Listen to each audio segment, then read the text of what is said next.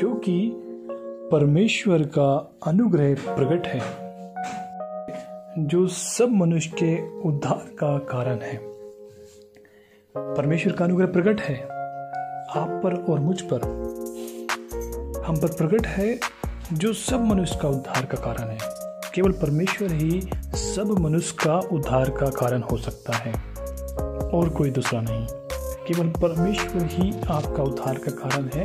अगर आपने उद्धार पाया है तो केवल परमेश्वर ने ही आपको उद्धार दिया है और कोई नहीं, और ना कोई उद्धार के बारे में बात करता है। किसी भी ग्रंथ को आप उठा के देखो, कोई उद्धार के बारे में बात नहीं करता, लेकिन प्रभु यीशु मसीह उद्धार के बारे में बात करता है। आगे हम देखते हैं, और हमें चिताता है, और वो हमें चिताता भी है। किससे? पाप से, बुराई से, बैर से, हर तरह के पापों से वो हमें चिताता है कि पाप से बचो, क्योंकि वो जानता है कि पाप की मजदूरी तो मृत्यु है। इसलिए वो पाप से हमें चिताता है। और जब इसके आने का हम कारण जानते तो वो कहता है कि मैं जगत में इसलिए नहीं आया कि पापियों को दंड दूं, पर तो वो कहता है कि मैं इसलिए आया ताकि पापी मनुष्य उद्धार को पाए। उसे पापियों की चिंता थी। क्यों? क्योंकि पापी मनुष्य नष्ट हो जाएगा, पाप में पड़कर वो नाश हो जाएगा। इसलिए वो उन्हें बचाने के लिए इस जगत में आया। उसके आने का रीज़न है कि पापियों का उद्धार करे, और वो कहता है कि मैं जगत में इसलिए आया ताकि पापी मनुष्य उद्धार को पाए। तो अगर हमने पाप किया है, चाहे कर्म से या सोच विचारों से, किसी भी चीज़ से, तो हमारे लिए प्रभु यीशु मसीह आया है, क्योंकि हम पापी थे और पापी को ही उसकी नीड है।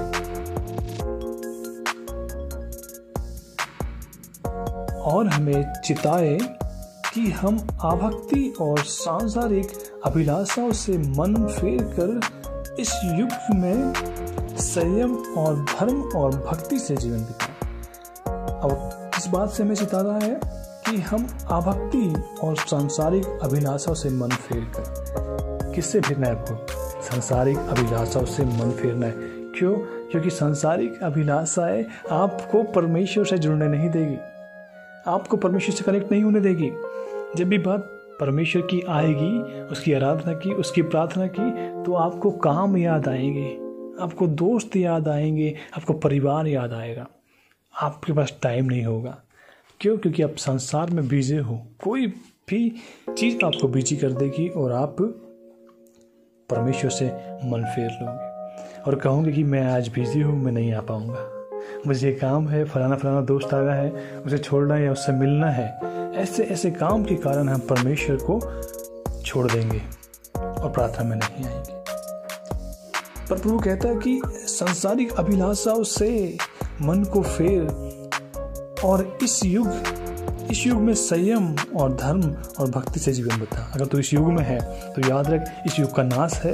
अगर तू इस युग में है तो संयम, धर्म और भक्ति में जीवन बिता। ये जरूरी है कि हम संयम रखें परमेश्वर के ऊपर और भक्ति में जीवन बिताएं और उसकी धार्मिकता में बने रहिए। हमारे लिए जरूरी है। It's most important point.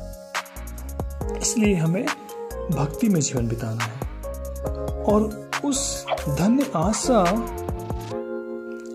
धन्य आशा की, अर्थात अपने महान परमेश्वर और उद्धारकर्ता यीशु मसीह की महिमा के प्रकट होने तक बाट जोहता रहे। हालेलुया। उस धन्य आशा क्या होती है? आशा मालूम है आपको क्या होती है? आशा मालूम है? आशा क्या होती है? कितने लोग आशा को समझते हैं? समझते सब। आशा मतलब क्या होता है? यहाँ पर आशा कोई लड़की का नाम नहीं है पर आशा वो है जो हमारे भीतर एक आस होती है, किसी चीज को पाने की आस होती है, कुछ इच्छा होती है ना, और वो इच्छा हमारी किसी और पर लगी रहती है कि वो हमारी पूरी करेगा, उसको कहते हैं आशा। तो धन्य आशा की बात हो रही है यहाँ पर, जो आशा हमें धन्य कर दे, है ना।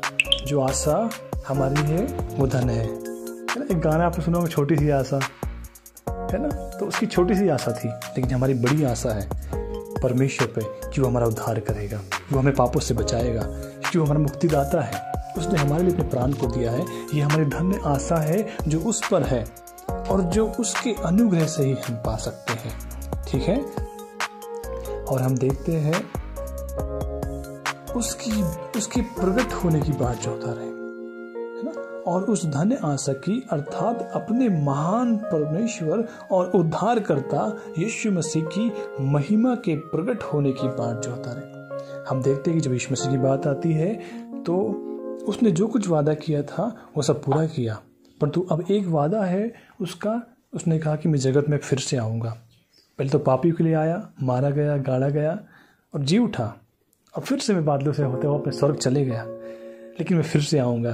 पहले पापियों के लिए आया, लेकिन अब धर्मियों के लिए आऊँगा, जो मेरी बाट जो होते हैं, जो मेरे नाम के खातिर दुख उठाते हैं, जो मेरे नाम के खातिर शर्मिंदा होते हैं, जिन्हें लोग ताड़ना देते हैं और तुच्छ जानते हैं और उनकी हानि करते हैं, अब मैं उनके लिए आऊँगा और उन्हें लेने आऊँगा बादलों पर, और वो मेरे साथ बादलों पर उठा लिए जाएंगे, क्योंकि उन्होंने विश्वास किया, दुख में भी स्थिर रहे और परमेश्वर पर आशा लगाए रखे। तो अब मैं उनके लिए आऊँगा, परमेश्वर कहता है।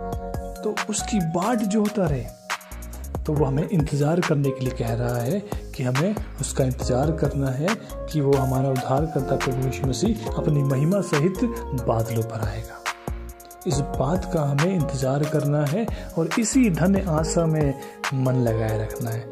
इसी आशा के साथ हमें जीवित रहना है, क्योंकि हमारे पास एक आशा है। देखो, संसार के पास कोई आशा नहीं है। उनको मालूम है जब तक जीना है जियो और खाओ पियो मस्त रहो, कल तो मर ही जाना है। वो याली आशा में जीते हैं, उनके पास यही आशा है। उनको लगता है कि आज हम है संसार में, खाओ पियो मस्त रहो, कल तो मर ही जाना है ना। लेकिन हमारे पास ये वाली आशा नहीं है। हमारे पास वाली आशा है कि हमें अनंत जीवन को पाना है, हमें परमेश्वर के राज में अनंत जीवन को देखना है, अनंत सुख को देखना है। हमारे पास धन्य आशा है और हम उस आशा में स्थिर रहे और उसकी बाट जोहते रहे, क्योंकि हमारा उद्धारकर्ता प्रभु आएगा और हमें अपने राज्य में अनंत जीवन देगा। और वो कहा कि देखो, मैं अब युगान युग जीवित हूँ और जो मुझ पर विश्वास करेंगे वो भी युगान युग जीवित रहेंगे। यही तो धन्य आशा है, और ये संसार के मनुष्य के पास नहीं है, केवल विश्वासियों के पास है। और यही हमारी धन्य आशा है और यही हमारी सामर्थ्य है। और आगे वचन कहता है, जिसने अपने आप को हमारे लिए दे दिया। अब जब उसका परिचय होता है तो वो कह रहा है कि जिसने हमारे लिए अपने आप को दे दिया। अब ऐसा कौन है जिसने हमारे लिए अपने आप को दिया? क्या तुम्हारी दृष्टि में कोई ऐसा है? क्या तुम्हारे कोई परिवार में ऐसा है जिसने अपने आप को तुम्हारे लिए दे दिया हो? या कोई अपने आप में दुख उठाकर तुम्हारी भलाई करता हो? क्या कोई ऐसा है? कोई भी ऐसा नहीं। अगर बात सेवा की आएगी ना, तो कोई किसी की सेवा नहीं कर पाएगा। सेवा सबसे कठिन है। कोई किसी का बोझ नहीं उठा सकता, कोई किसी के लिए अपने आप को नहीं दे सकता। ऐसा कोई भी शख्स नहीं है दुनिया में जो दे सके, केवल एक यीशु मसीह, जिसने अपने आप को हमारे लिए दे दिया और क्रूस पर अपने आप को बलिदान किया। ये धार्मिकता है मनुष्य को बचाने के लिए, क्योंकि और कोई मार्ग नहीं था। इसलिए उस मार्ग से होते हुए प्रभु यीशु मसीह ने अपने आप को दे दिया कि हमें हर प्रकार के अधर्म से छुड़ा ले। जिसने अपने आप को हमारे लिए दे दिया कि हमें हर प्रकार के अधर्म से छुड़ा ले। जब उसने अपने आप को दिया तो इसलिए दिया ताकि हमें अधर्म से छुड़ा ले, क्योंकि हम अधर्म और पाप की बोझ से दबे हुए हैं और हमें अधर्म से छुड़ाने का कोई रास्ता नहीं था। इसलिए उसने अपने आप को देकर हमें छुड़ाया है और आप उसके मोल लिए हुए लोग हो। उसने आपको अपने लहू से, अपने प्राण से खरीदा है। आपकी कीमत उसने अदा की है, इसलिए आज आप प्रभु में हो। और यूं ही आप प्रभु में नहीं हो, इसलिए अपने सॉल्वेशन को कभी मत खोना, अपने उद्धार को कभी मत खोना, क्योंकि उसने अपने आप को दिया है तुम्हें बचाने के लिए। कीमत है, प्राण के बदले प्राण, लहू के बदले लहू। आपके प्राण और लहू के बदले उसने अपना प्राण और अपना लहू बहा दिया ताकि आप नाश ना हो, संसार वाली आशा में नाश ना हो, परंतु प्रभु वाली धन्य आशा में सदा का जीवन पाओ। अब हम देखते हैं, और शुद्ध करके अपने लिए एक ऐसी जाति बना ले जो भले भले कामों में सरगर्म हो। और उसने अपने क्या किया? हमें अधर्म से छुड़ा लिया और शुद्ध करके, है ना, आपको शुद्ध किया। हम उसके लहू की तरह शुद्ध होते हैं, उसके लहू से हमारे पाप मिटते हैं और पाप मिटने से हम शुद्ध हो जाते हैं।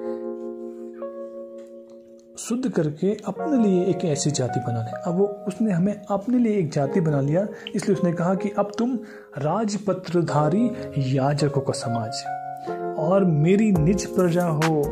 मतलब निज मतलब मेरी ही प्रजा हो, तुम पर मेरा ही अधिकार और मेरी ही प्रभुता है। अब तुम मेरे हो और किसी के नहीं। अब तुम शैतान के नहीं, अंधकार के जगत के, अब तुम मेरे हो, क्योंकि मैंने तुम्हें मोल दे कर खरीद लिया, कीमत अदा करके तुम्हें खरीद लिया।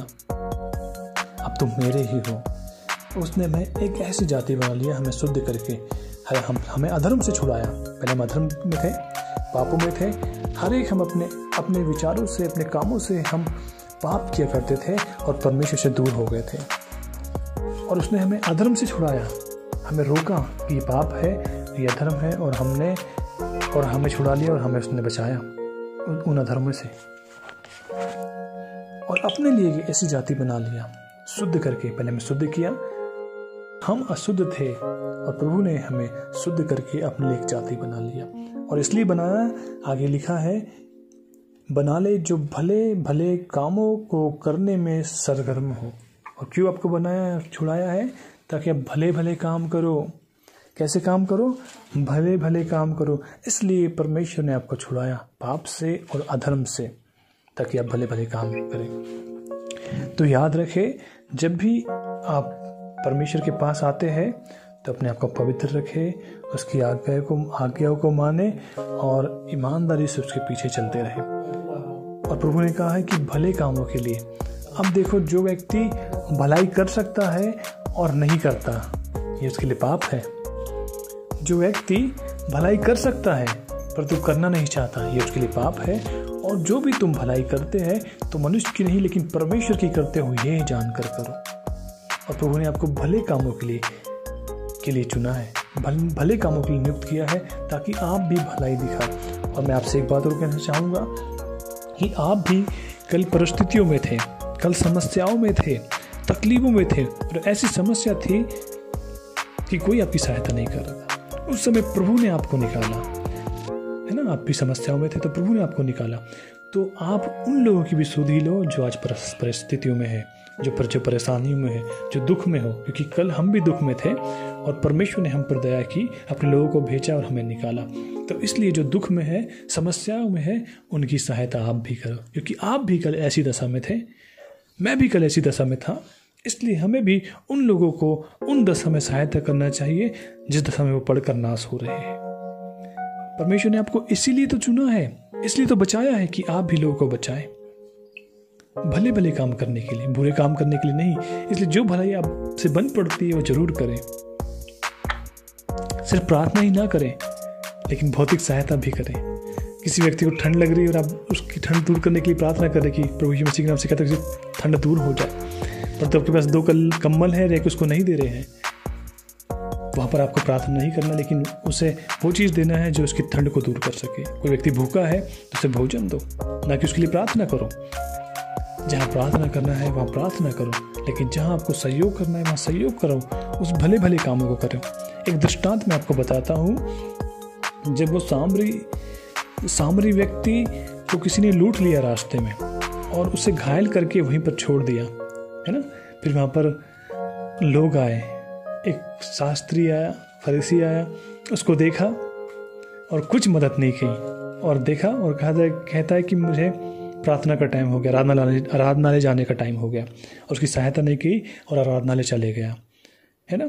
ऐसे दूसरे व्यक्ति को ने भी उसकी सहायता नहीं की और वो कहता है कि मेरे प्रार्थना का टाइम हो रहा, मैं प्रार्थना करने चले गया, लेकिन उसकी मदद नहीं की। वहाँ पर क्या ज़रूरी था? उसकी सहायता करना, पर तो उन्होंने की क्या? नहीं की।